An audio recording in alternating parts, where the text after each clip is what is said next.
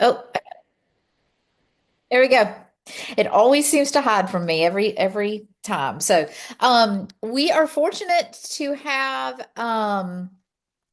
with us this morning Bradshaw Tyson. She is the Vice President of External Affairs with BCA and is going to be giving us our update on what has been happening at the State House over the last couple of weeks as we move closer and closer. I think we have just gone over the halfway mark of this year's session. So, with that, I will turn it over. Bradshaw, we're glad to have you with us and look forward to hearing what all's been happening.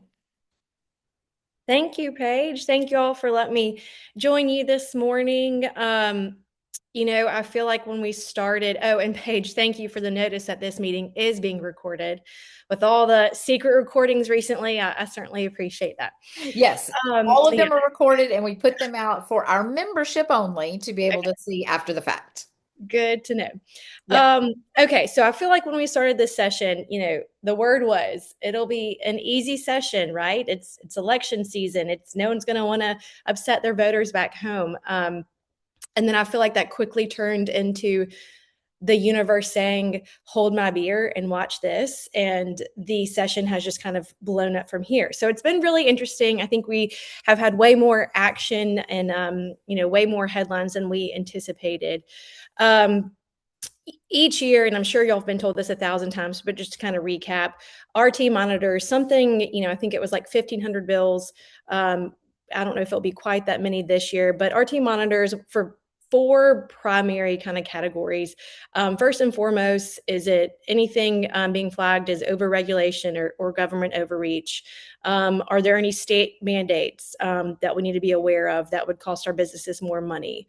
We want to make sure we're preserving our conservative tax policy and then also really looking out for any private rights of action. This year, we've seen a lot of those state mandates, particularly with healthcare coming in, and then some private rights of action that have kind of sneakily been added in to bills at the last minute. So that's really what we've been focusing on this year. And I'll go over a few of the bills that probably have moved since the last time y'all got an update a couple weeks ago. The first one is the Sound Science Bill. That's SB 71 by Senator Donnie Chasteen. That one cleared and has actually gone on to be signed by Governor Ivey. And just a reminder on that one just says that the state cannot make any environmental regulations that are going to be more strict or more stringent than federal regulations. And from a business perspective, that just kind of gives our businesses some stability, some predictability. You're playing by one set of rules, really. So we are supported that one, and that one's moved through and will be signed into law. There's been a lot of AI bills this year, which could be concerning, but mainly our focus there is that President Trump has issued an executive order. And what he said is that he just does not want to have a patchwork of state AI regulation that could be harmful to our tech industry. And I think our focus is, and what we've encouraged the legislature to do, is to stop and slow down and really take some time to evaluate what all these AI bills would do and if they could be harmful to our tech industry, what they would look like when they put together. Are we putting too much regulation there? And so we've just encouraged them to slow down, maybe give it until next session to really have a focus group that can evaluate each and every one of these. We also want to be mindful that within President Trump's executive order, he did say that their states could be penalized if they went against that executive order and if they did something that was stricter than what he wanted to do. And I think that would be taking away some federal funding, like with broadband or something. So we're being mindful of that, and we're encouraging our legislators to be mindful of that too. So all those AI bills, we're watching closely to kind of see if they continue to move, or hopefully they'll just slow down and take a minute.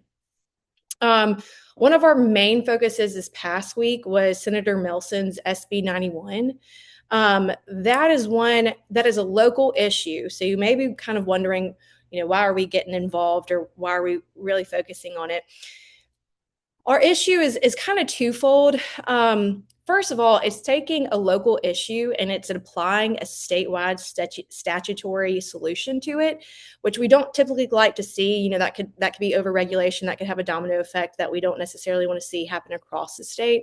Primarily, though, the bill as written allows for a tax increase up to a certain percentage. And from our calculations, we've seen that number go up to over $11 million. I think it's $11.55 million that bill would allow a tax increase up to. You know, like I've mentioned, we like our conservative tax policy. We don't want our businesses being hit with that. We don't want our employees being hit with that. So that's one that we're opposing there. We also don't like the precedent it sets. You know, if we feel like regional collaboration is really important for economic development, and allowing that withdrawal from an economic development authority, a gas district, an airport authority really hurts local economic development. So we just, you know, we're not crazy about that. Precedent is sitting there, and that's going to be one that we're going to continue to watch. It did come out of committee this week. So we're curious what's going to happen next. We're having a lot of conversations to see if there's anything that we could change there to make that bill look better, or just to not have it move forward. So we'll see what happens there. The speaker did late yesterday afternoon, and this is something we had been anticipating. The speaker dropped his CTE bill package, which is 4 bills that dropped. He's been wonderful to include us in those conversations. Our team has been meeting with him. He's brought in all of these outside, you know, people, real workers who are facing real issues, to kind of tell them and give them insight into how we can better this. I thought one thing was really interesting when he was trying to get to the root causes of what these businesses need in their CTE, you know, what this training could look like. You know, it wasn't, we need certification and we need this. It was, hey, we need people to not be on their cell phones all day. We need people to actually have the forethought and the sense of where you have to wear a hard hat, no matter where you are, or you have to be aware enough that if there's a bulldozer coming this way, you cannot be in that, you know, the path of the bulldozer. So it's more kind of common sense stuff. And I think a lot of it has to do with the phones, that they're distracted. And that was a need that sounds so obvious, but you don't really think about the training side of that. And so that's interesting. So two of the bills that we've looked at so far, for the CTE package. One, it allows businesses to partner with CTE programs for them to provide instructors on CTE. So these are going to be people who are in the business, have been in the business, know it backwards and forwards, and now they actually get to come into a CTE class and be the instructor. So they're getting real life experience. And he threw in an incentive for businesses to do that. There's a tax credit incentive in there for that. And then the second component of that would be for the State Board of Education to work on an expedited certification process to get those businesses and instructors certified so they could then go into the classroom. So we think those will be wonderful. We'll see how those goes. I believe they'll be well received. And we'll evaluate how those move over the next couple of weeks. And then another one we've been working on and following closely is there's a Blue Cross reorganization bill. It's SB 247. It was in committee this week. All it does is it allows nonprofit healthcare, which would be Blue Cross, to reorganize under a nonprofit holding company. And really the reason there is so that we've seen nationwide, Blue Cross has probably 20 states where they have statewide plans. And those statewide plans are starting to consolidate across the nation. So 2 states will merge their plan, or 1 state will buy another plan.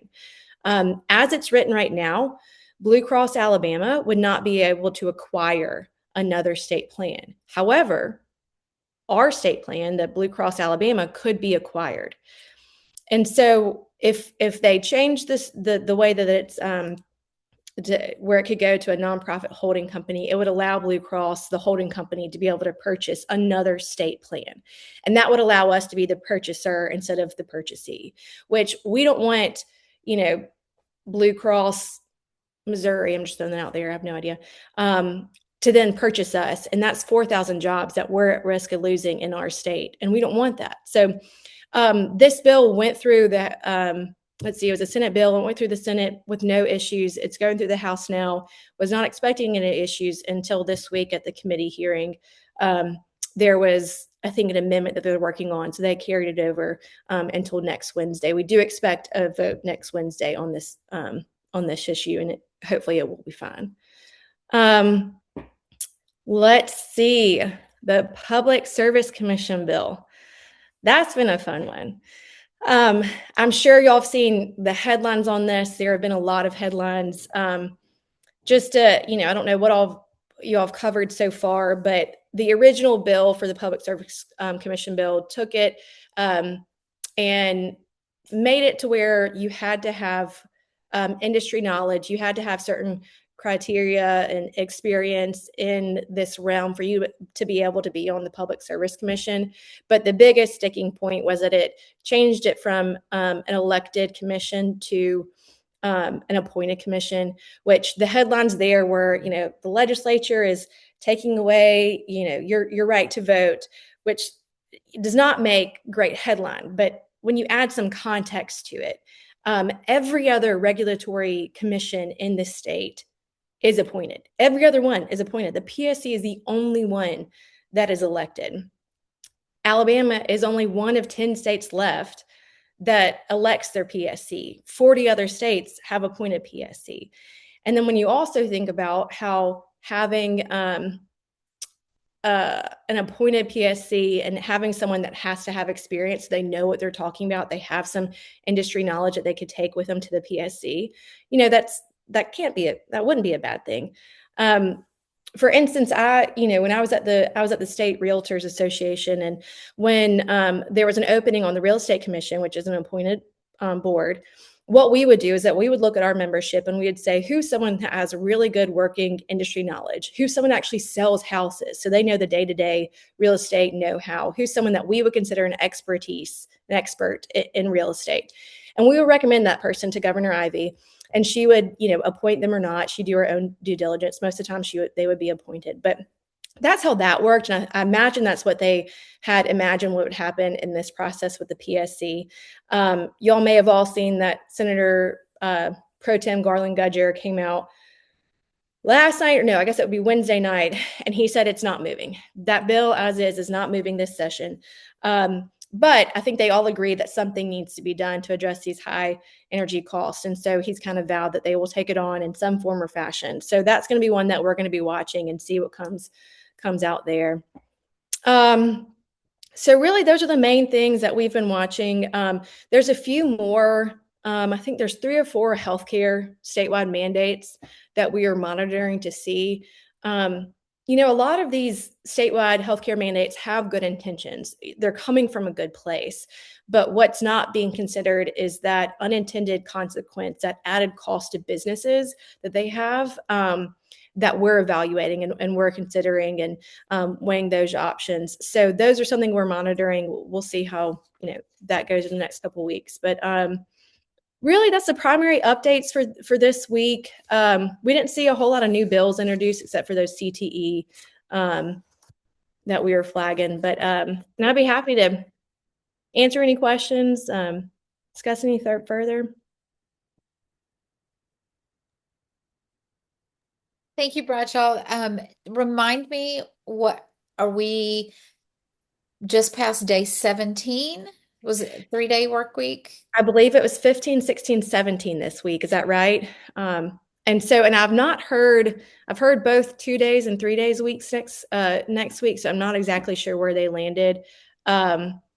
We had started this session off saying they were going to fly through it. We'd be done in early April. And I think that just kind of keeps getting pushed back. So I'm never surprised now if they want to slow it down into 2 weeks or if they want to speed it back up and get to 3. But I've not heard a solid answer on what next week will be.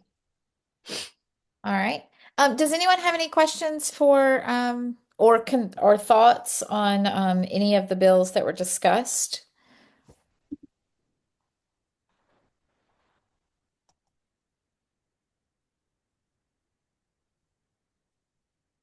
All right. I think you covered it, Bradshaw.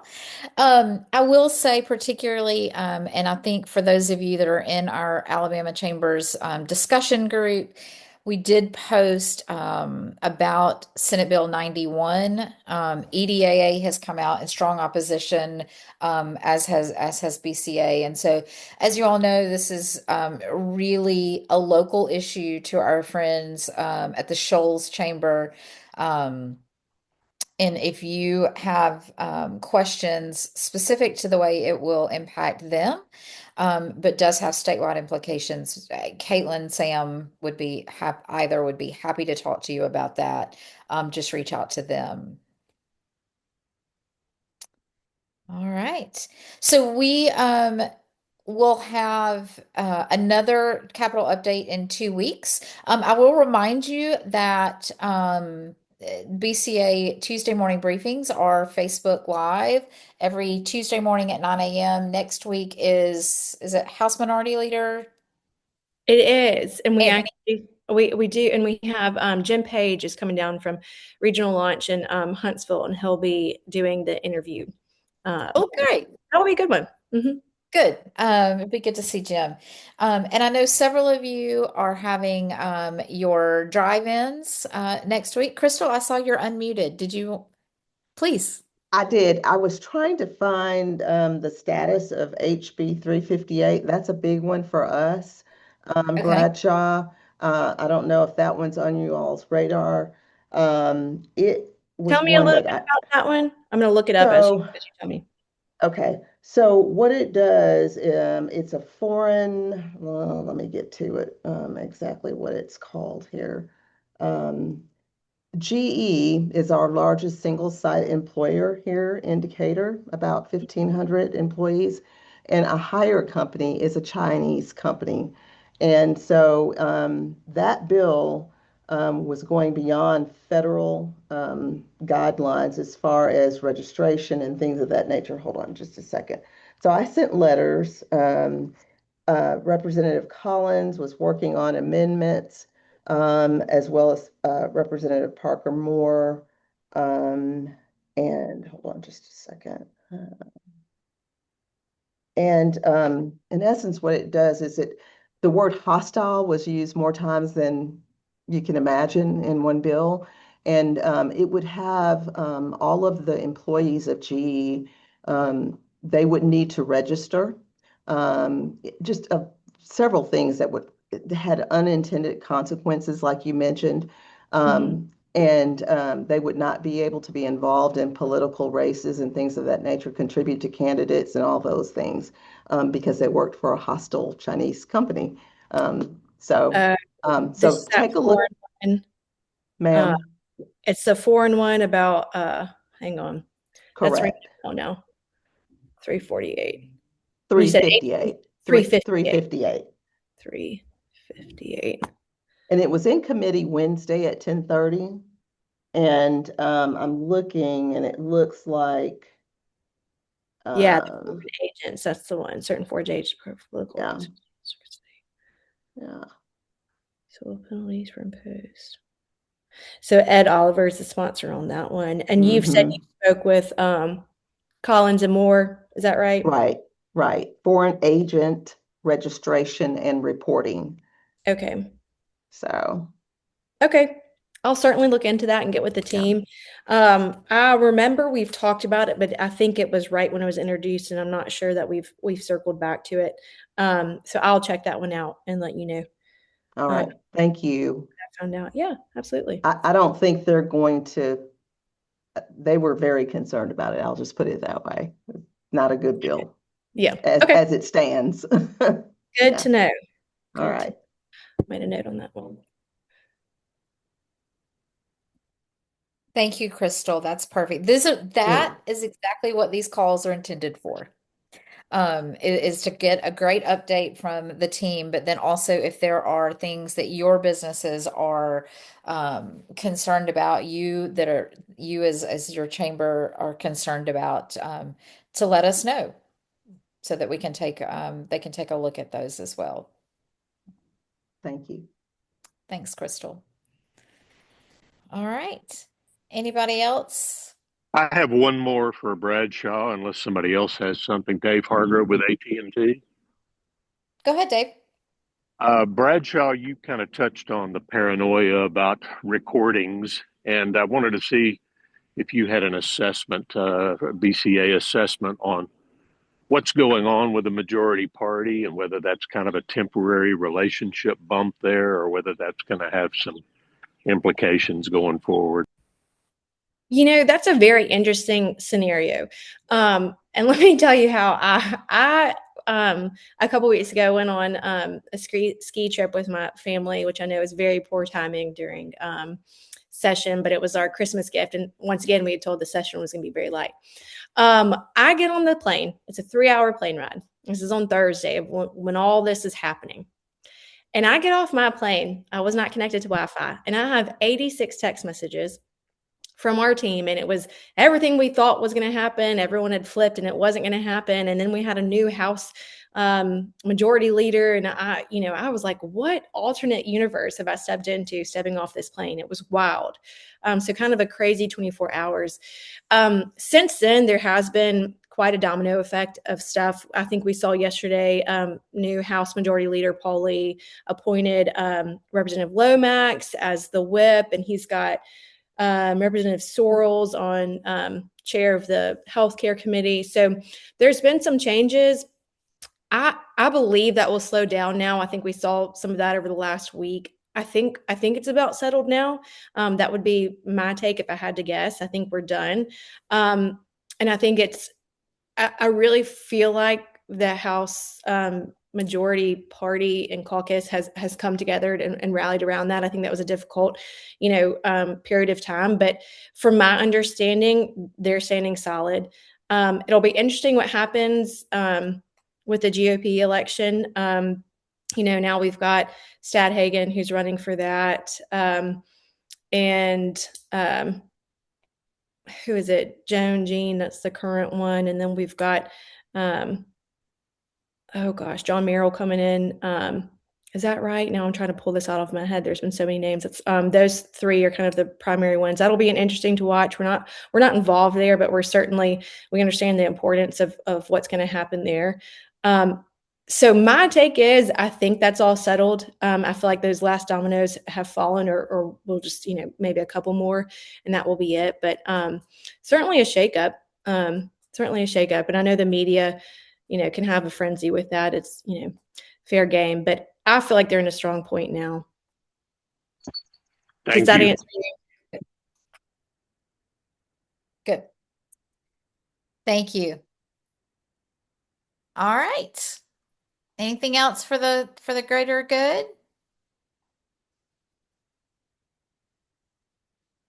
All right. I would be remiss in not reminding everyone that we have our Region 1 Regional Roundtable next Friday in Russellville over in Franklin County. So hope to see some of our Northwest Alabama friends and neighbors there. Thank you to everyone that joined us in Fort Payne. Thank you, Jessica, for hosting us last week. Executive Leadership Conference registration is now open for Huntsville. The agenda, our sessions will come out next week in news and notes. So with that, again, everybody tune in to Facebook next Tuesday, 9 a.m. With House Minority Leader Anthony Daniels. And with that, I hope you all have a wonderful Friday and weekend, and we will see you all soon. Thank you, Bradshaw.